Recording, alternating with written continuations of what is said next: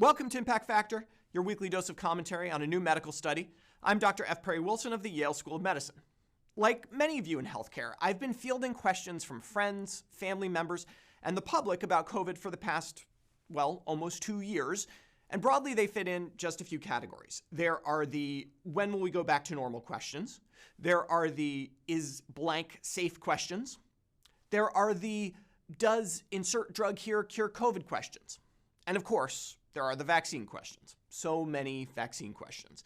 But a new flavor of the latter has been populating my emails and texts and social media messages lately, a subpopulation that I've come to think of as gaming the system questions. These are questions that come from relatively well-informed people with reasonable concerns about the impact of COVID and the impact of vaccines.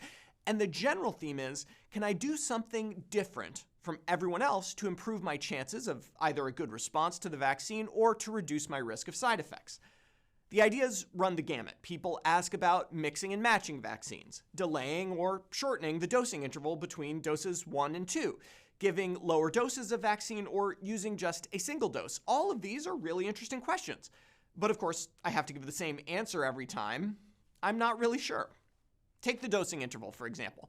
One individual emailed me with concerns about myocarditis from the mRNA vaccines. He'd noted that some studies suggested that a longer dosing interval between doses 1 and 2 led to increased protection, and posited that therefore a shorter dosing interval, though perhaps less protective, would also have a lower degree of side effects.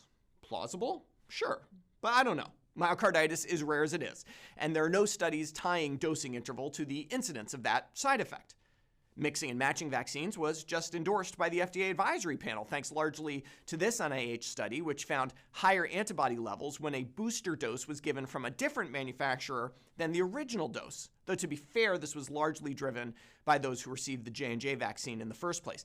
This had led to people asking me if they should try to get Moderna after getting Pfizer or vice versa. But again, we don't really know whether this confers any benefit. The NIH study was small, just 458 people, and antibody titers are not the same as protection level. Nevertheless, I find the whole idea of custom vaccine regimens somewhat appealing as a method to convert the vaccine hesitant. Vaccine conspiracy theories, the nanobots, the magnetism, are appealing because they offer the allure of secret knowledge. Nearly every conspiracy does. We all want to feel like we're in on the secret. Maybe these outside-the-box dosing strategies might work the same way. I think there's a natural human tendency to order off the secret menu, so to speak. And of course, the truth is that there may be a totally ideal dosing interval for the vaccines, or a perfect combination of vaccines that maximizes benefit while minimizing risk. But honestly, we don't know that yet, and in the absence of some truly massive trials, we probably will never know that.